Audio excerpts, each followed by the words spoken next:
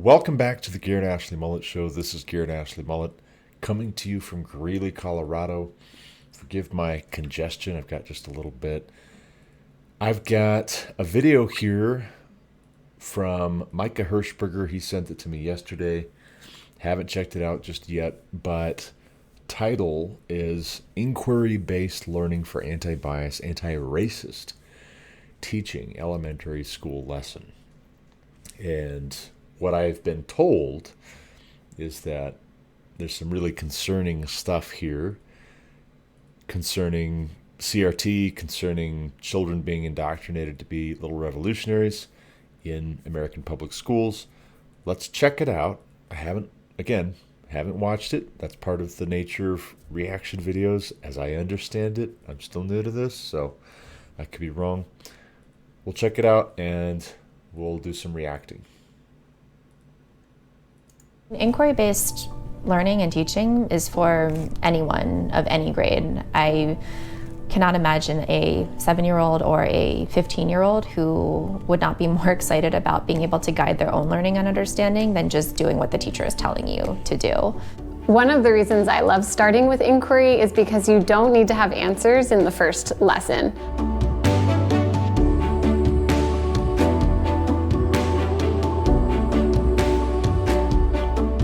My name is Allison Dempsey. This year I'm teaching 5th grade social studies in Sunset Park, Brooklyn. Racist teaching and learning is upholding the systems and sort of like the classroom hierarchy. Sort of like the classroom hierarchy. What's racist about having hierarchy in a classroom? I mean, unless the hierarchy is explicitly predicated on race. It just having a hierarchy of any kind in the classroom is racist. That's how is that the case? Inquiry-based learning challenges that model because the children guide the learning. I want to help. Sorry, that's not the most flattering of facial expressions, but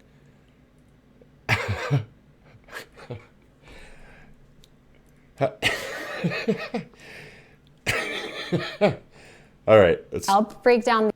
All right, there we go. We'll make her face move a little bit. How does children guiding the learning break down allegedly racist hierarchy in the classroom? The insinuation, the assumption here would seem to be that man is inherently good. Systems are what corrupt man, and if you can tear down systems, man will be his best self, live his best life now, and achieve ultimate flourishing. So in other words, teaching children any kind of tradition, any kind of norms, any kind of morals, any kind of ethics, with the exception of those which anti-racists hold, that is how you ruin people in this philosophical construct. Now, this is polar opposite from a conservative philosophical construct, which says very often in the West, man is not inherently good. Man is a fallen creature and fallible and finite. Man needs some kind of restrictions placed on him in order to live virtuously, wisely, appropriately, productively, and that many of the lessons learned from previous generations of our forebears have been passed down to us, and we bestow these multi-generational lessons on our children, and they in turn get ahead by internalizing these lessons learned over generations and generations. So, two polar opposite philosophical constructs, sets of presuppositions with regards to human nature, whether man is inherently good, whether man is inherently a fallen creature, originally created good, those lead to entirely different conclusions as to how children should be educated, how they should be raised, etc., etc., etc. So, back to Madam. The idea that race is a scientific concept and coax out this idea that race has been constructed, and it has been constructed to keep one group in power over other people. The goal of my... How does that follow? How does saying that there are different ethnos, I think that's what most people mean when they say race. I don't think most people mean something like different species, but different ethnos, different tribes, different family lines of humanity. Certainly, as a Christian myself, as a Bible-believing Christian who happens to take the Bible literally, I believe we all descend from Noah and his sons. And if you go back before the flood, we descend from Adam and Eve. But saying that, Noah's sons spread out, and they in turn had sons, and they in turn had sons, and they in turn had sons, and they settled in different places, in different parts of the world. And over centuries of dietary differences, lifestyle differences, environmental differences, genetic mutations, small, slight genetic mutations being passed down, they achieved a kind of selective breeding in the different parts of the world where those different tribes lived. And now it's perhaps inevitable that we're going to say somebody from such and such a place is this nationality or this ethnos, this tribe. There's nothing inherently prejudicial about saying that there is a tribe that you belong to, there's a tribe that I belong to.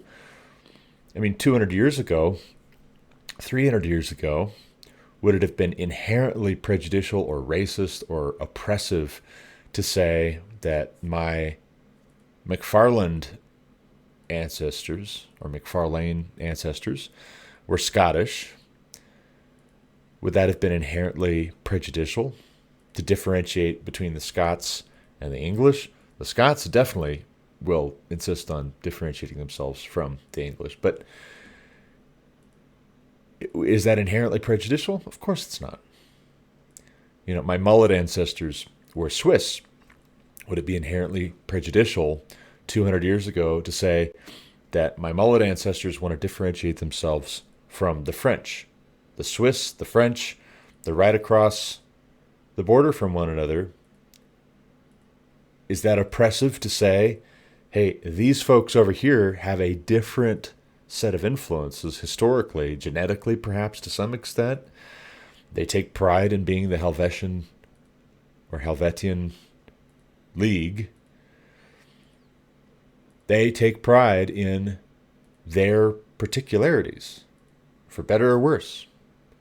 And the French, they have their thing, and the Swiss have their thing, and the Scots have their thing, and the English have their thing. There's nothing inherently racist or oppressive about saying that, as I define the term, I think most people define the term, that there is such a thing as race.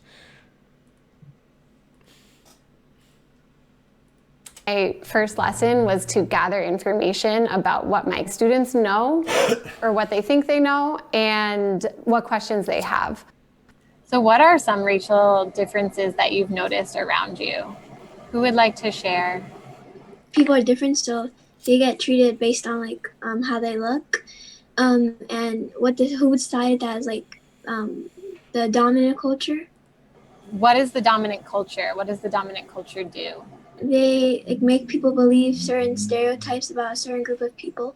not just blacks, but also browns or indigenous, anybody whose skin color is darker. Okay.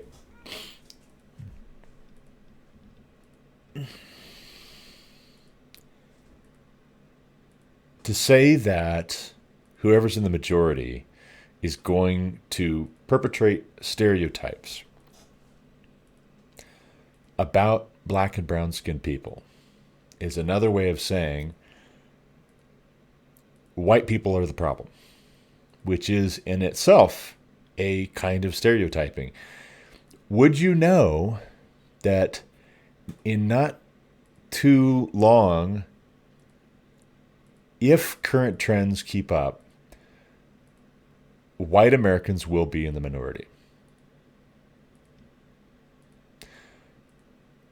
When white Americans are in the minority, if the whole power structure changes, if music and movie and sports and business interests and academia and politics and all of the rest continue to change the power dynamics between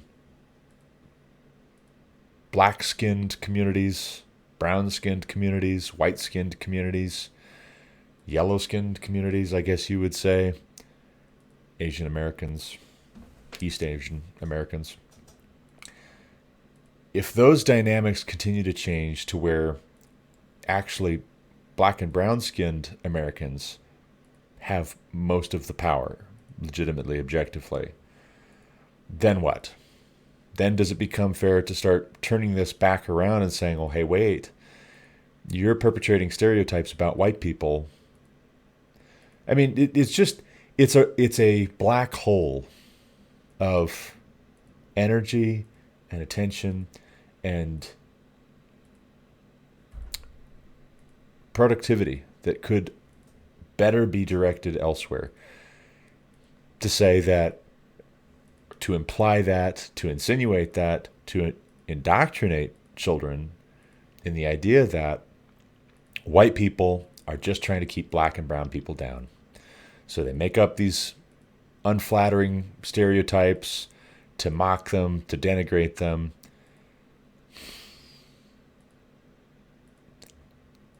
That's so very unhelpful. That's so very, very unhelpful. Dominant cultures for powerful people with power, and white people make other people think that black people are bad. So that's why black people don't have power. If a white person kills a black person, they call it self-defense. But if a black person kills a white person, it says murder. That's how unfair black people's life is. They actually knew it. They actually said everything that we were going to be learning together. They said it in a kid version, maybe, but it was all that what they brought up was exactly it. And I feel like what a lot of us are. Did they learn that on their own? I mean, the presumption seems to be here that these little kids are coming in with a blank slate. It doesn't follow. They're coming in influenced by their parents, influenced by their grandparents, aunts and uncles, what they watch on TV, the news media. And you can say, well, how many of these little 6, 7, 8-year-olds are watching the nightly news?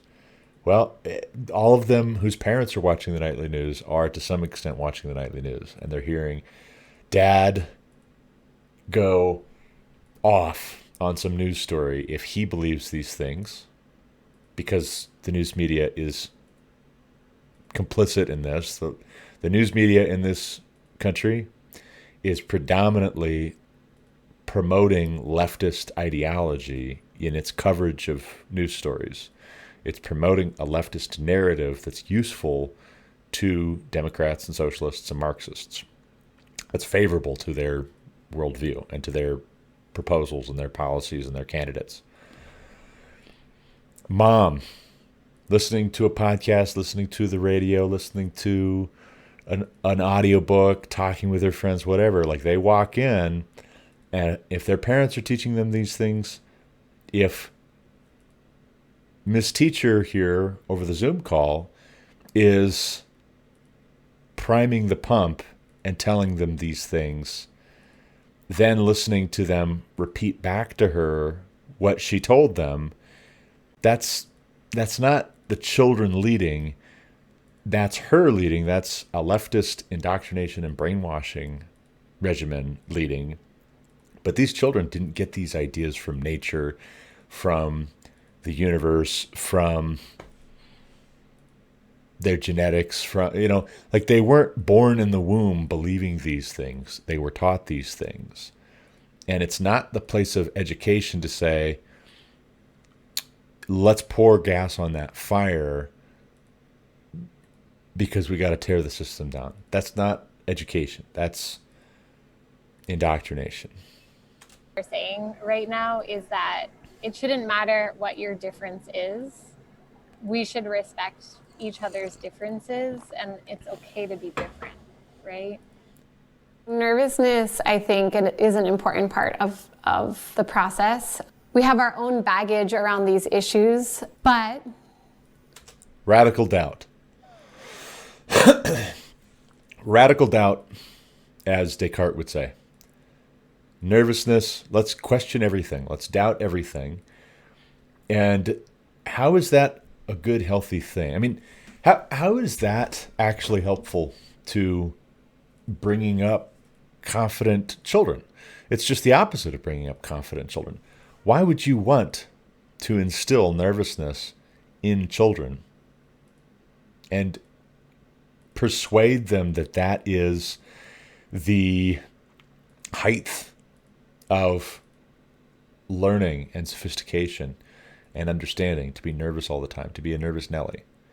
Why would you want to create neurosis in children regarding race, regarding power dynamics in America as it is? Why would you want to do that intentionally? Why would you brag about that? Well, you would brag about that, you would intentionally do that if you're part of an overarching plan in academia, in culture, that's been going on for 100 years, thanks to progressives like John Dewey, Saul Alinsky, many, many, many others. You're part of a program to overthrow the current system slowly by evolution instead of revolution. Read about the Fabian Society in Britain. Read about Antonio Gramsci in Italy.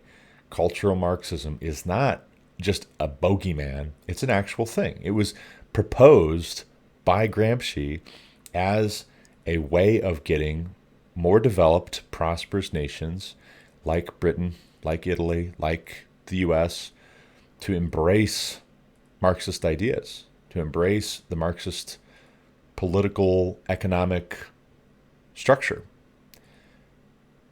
instead of their present nominally free market, capitalistic, representative government, individualistic structures. Replace children's confidence as individuals with a nervousness which requires a collective around them in order to support them.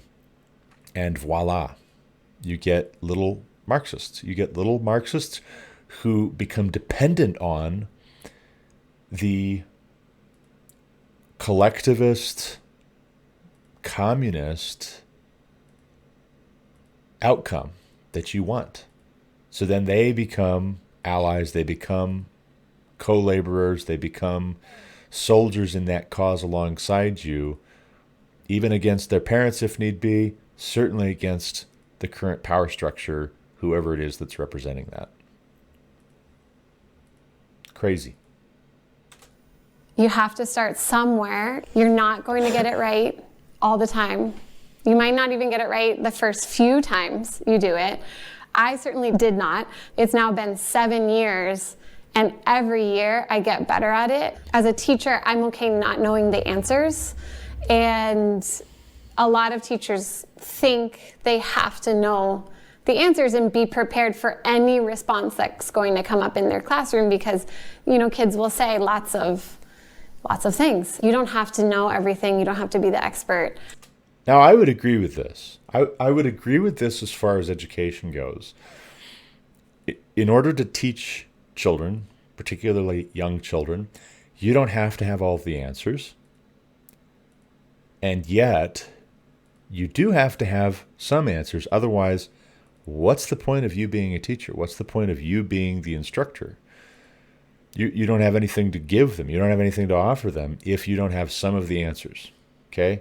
Point number one. Point number two, if the answers you have for children on the things that you think you know, if those answers happen to be wrong answers, it's worse that you're teaching them than if they weren't being taught at all. Now, that's a false choice. We don't have to either, A, send your children to Marxists who are indoctrinating them in critical race theory, and they have answers, but they're the wrong ones, and they relish this radical doubt and try and instill nervousness in themselves and other people around them and their children that they're teaching. It's not either that or nothing. I happen to have here on my desk a little book that yours truly wrote. I wrote this, published it the end of 2020. What a way to go out on an otherwise very difficult year for all of us. But I talk about this in my book. I say, you don't have to know everything. If you're going to homeschool your children, you don't have to know everything. She just said it. This teacher here out of New York, she just said it. You don't have to know all of the answers. You don't have to know everything. But what it is that you do know, what it is that you do believe, is very important. And there is a difference. It's not all the same. It's not all the same whether you're a Marxist who's promoting Marxist ideology, whether you're a collectivist who's promoting communist thinking in its most base form. There is a big difference between whether you're a collectivist or you're an individualist, whether you're a communist inherently or you believe that free market capitalism is a much better system for creating the conditions that result in human flourishing. There is a big difference in whether you believe that people should be able to elect representatives in a Republican form of government like ours, or whether we should have Soviet communes which reinvent the wheel, which embrace radical doubt in every facet of life. Because those ideas have been tried. This is not all hypothetical versus a reality that we currently don't love so much. There are real, concrete examples of how this has been tried over and over again in Russia, in China, in Venezuela, in Cuba, and to disastrous effect. These ideas have been tried to disastrous effect. They don't create human flourishing. They create poverty. They don't create freedom and liberty. They create oppression and slavery and tyranny. They don't create strength. They create weakness. They're predicated on envy and malice and personal neurosis, which requires exercising power over everyone else, everything being centrally planned, or at least nobody that we didn't pick having power over all of us. Get your kids out of public schools, because I happen to know far too many teachers, far too many people that I was in high school with who went on to become public school teachers who are doing this exact same thing quietly, and I've challenged them on it, and they get very, very defensive because they went to a university that taught them that this is the way to teach. And now they become little worker bees in this educrat progressive monstrosity, which wants to turn your children into little revolutionaries. Get your kids out and homeschool them.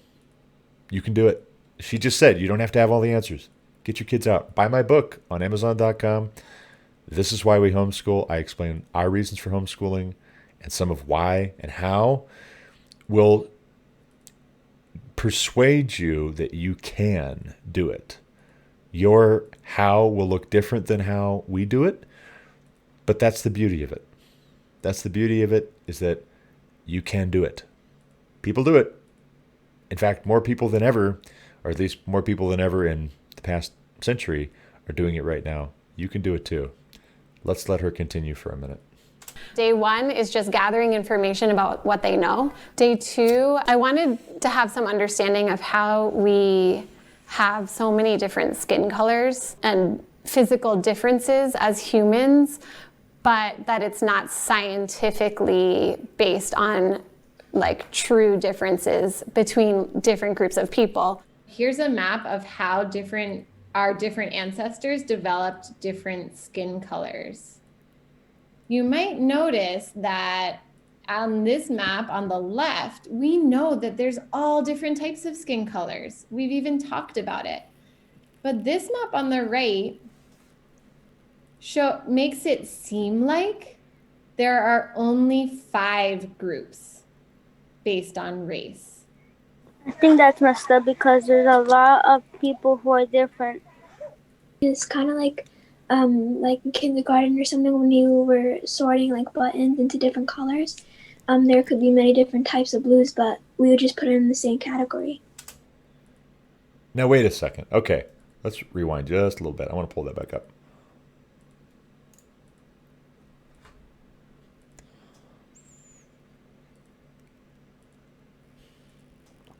It would seem to me that this is a very subtle form of propaganda. U.S. Census races. There's only 5.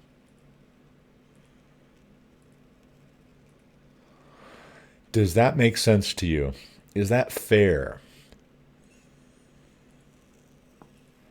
Why would that be unfair to limit yourself to 5 choices? Why? I mean, how about if I said to you, using my Scottish ancestry, for instance, my Scottish ancestry on my mother's side, the McFarlane side that I mentioned previously. And I said, my ancestors hail from Scotland on my mother's side. And you say, well, yes, but there's a lot of different clans in Scotland. And there were differences between the clans. Does that make sense to you to reduce it down to saying that there's only Scottish? I mean, don't you need to get more specific? Like what part of Scotland? Yes, that's helpful if we're going to be zooming in. We're going to be talking specifically about Scotland. But if we're trying to talk about something as big as the world, these kids already did it, right? Like she's talking about these kids already know it. Well, these kids reduced it down to white skin, black skin, brown skin. They didn't mention yellow or red, but they're doing it. They're differentiating between white, black, brown, red, yellow. There's 5. They're doing it. You could reduce it down even to 2 and just say white and non-white. White and person of color. Although I would add that white is a color. So even there, it's like, I'm not even white. I am lighter skinned. But people do this all the time. I could play this game too. You could say European or white. Well, that's not fair. You need to distinguish. You need to have an option on the census for Swiss. You need to have an option on the census for Scottish. You need to have an option on the census for Clan McFarlane in Scotland, for Highland versus Lowland Scottish ancestry. you're discriminating against me, or you're overly simplifying this. I mean, it's a yo-yo, because you're going to get pinged, and it's going to be suggested that you're being oppressive on both ends of this. If you say we're all one race, this is all subjective, there's no meaningful difference, we're all one race, we're all the human race, then it's supposedly racist, I've heard this from the CRT proponents, to be colorblind. It's racist to be colorblind, to say, well, we're all one race. What's the difference? Or to say all lives matter. Well, now you're marginalizing, you're downplaying the importance of black lives when black lives are being oppressed in this country. But you get pinged, you get penalized, you get criticized any way you go, because the issue is not the issue, as David Horowitz would put it, as he did put it. The issue is not the issue is the revolution. The issue is not the issue is the revolution. This is not about, first and foremost, whether there are 5 options on the U.S. Census for what race you are. If there were 10, they would criticize the fact that there were 10. If there were none, they would criticize the fact that there were none. If it was a write-in thing, well, what race do you identify as? What race do you think you are? Did you know right now there are actual problems in actual schools, specifically, not hypothetically, in which children are self-identifying as animals? They're saying they're trans species. They don't even identify as people, as human beings. They're saying, well, I identify as a cat. I'm a cat. Meow. Do I look like a cat to you, boy? Jumping around all nimbly bimbly from tree to tree, drinking milk out of a saucer. Meow. The issue is not the issue. The issue is the revolution. Different types of blues, but we would just put it in the same category. How did the people invent race? Why did people invent race? I have those same questions. Well, why don't you have some kind of an answer, other than to keep the black man down, to keep the brown man down, to support white supremacy, which is just a stand-in for Western civilization, which is just a stand-in for Judeo-Christian values, which Marx hated, which every Marxist regime in the past century plus has warred against in its atheism. You have those same questions, but you're telling us the answer. It's racism. Race was invented as a construct so that people could be racist. Well, why did people want to be racist? I'll give you the answer.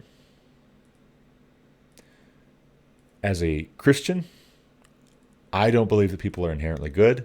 I don't believe that white people are inherently good. I don't believe that black people are inherently good. I don't believe that brown people are inherently good, or yellow people, or red people. I don't believe people, those are all people, are inherently good. I believe we're all fallen in Adam.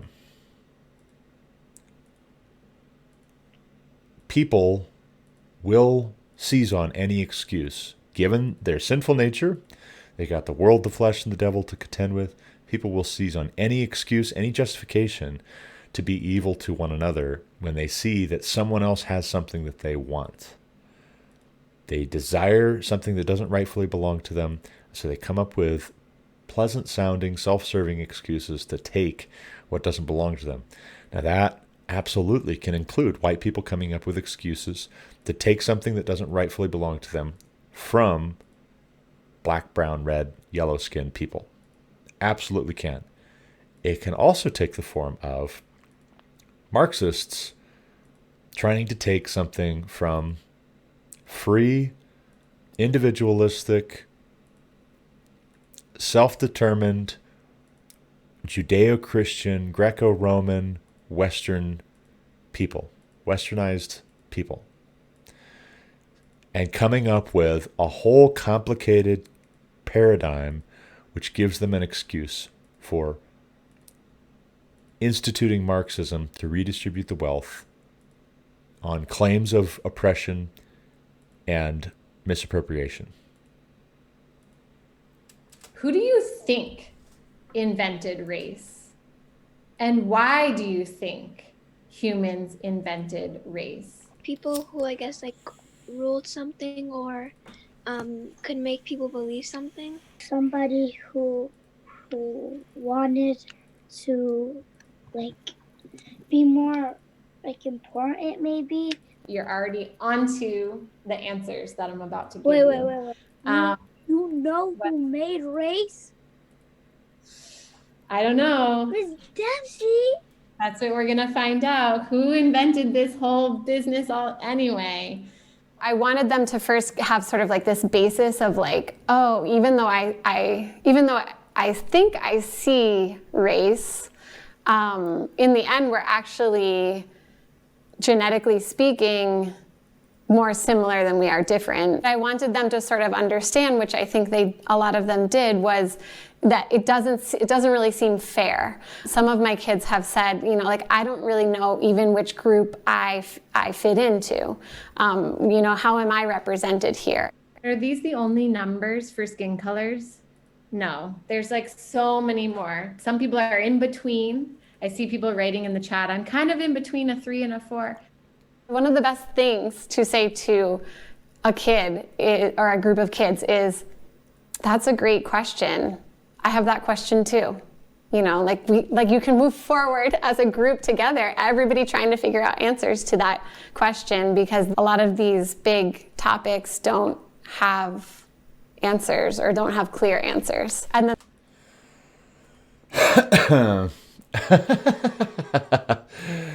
all right, let's look at, and I got to wrap it up because I'm going to have to go to work.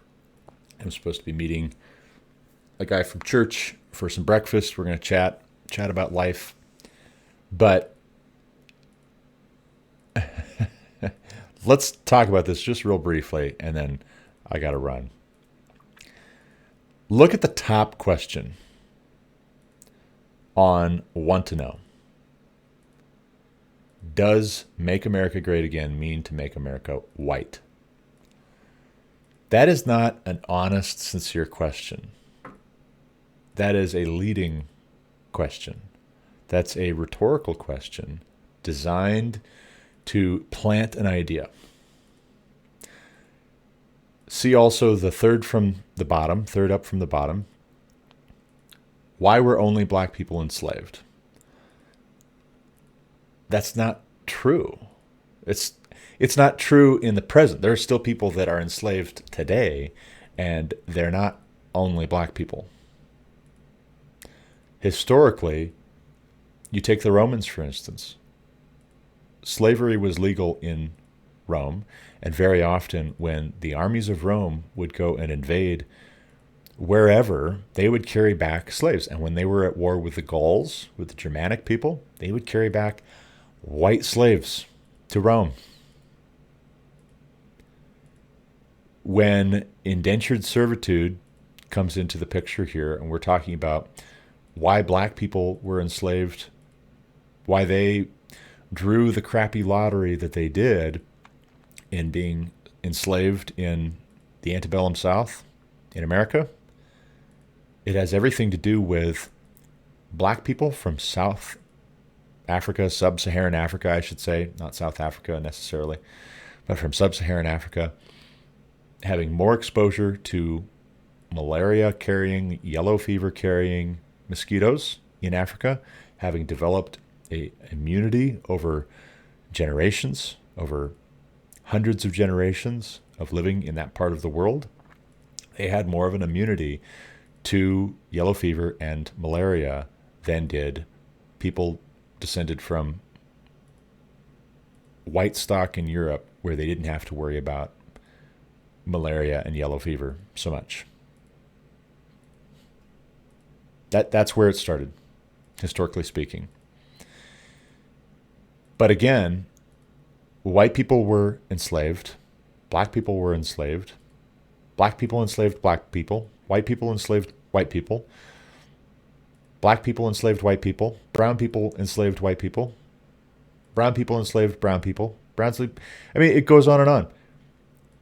People enslave people. Period. You want to take race out of this? Take race out of this and talk about the actual history of this. Slavery has been an institution in human civilization from the beginning of recorded history. And it is not always or even usually predicated on race. Sometimes it is. More often, it's just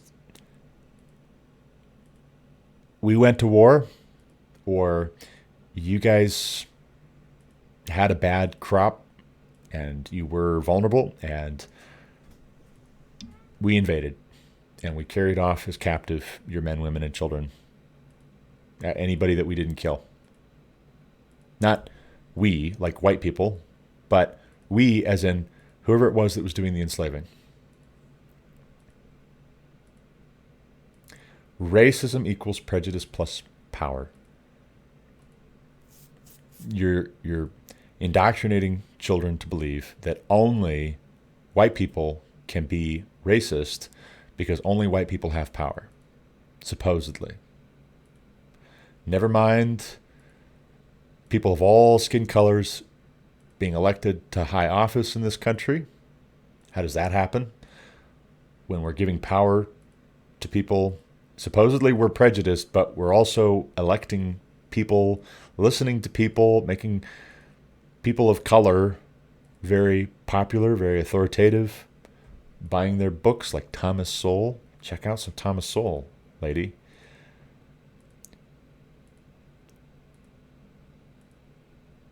There's a lot here that is just pure propaganda. At a minimum, you could say this is ideology. This is politically driven. This is not science. This is not good. I'll encourage you one last time. Buy my book, This Is Why We Homeschool, available on paperback or Kindle e-reader from Amazon.com. Check it out. If you have Kindle Unlimited, you can read the book for free. But buy the book for yourself, buy it for somebody you care about. Pull your kids out of this. This gal is being very upfront and honest about it.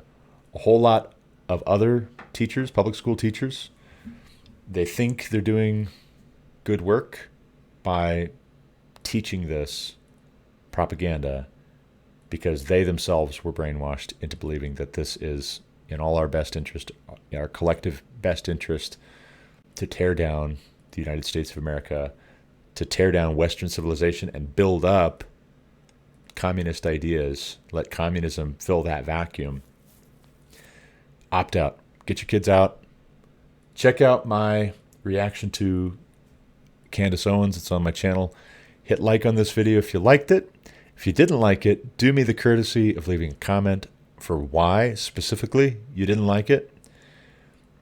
Hit subscribe on my channel to check out more videos in the future. My name's Garrett Ashley Mullet. I want to talk about everything that includes CRT, crazy leftist indoctrination in American public schools, but by no means is it limited to that. Check out some of my other videos. That's all I've got for this episode. As always, thank you for listening. Until next time, God bless.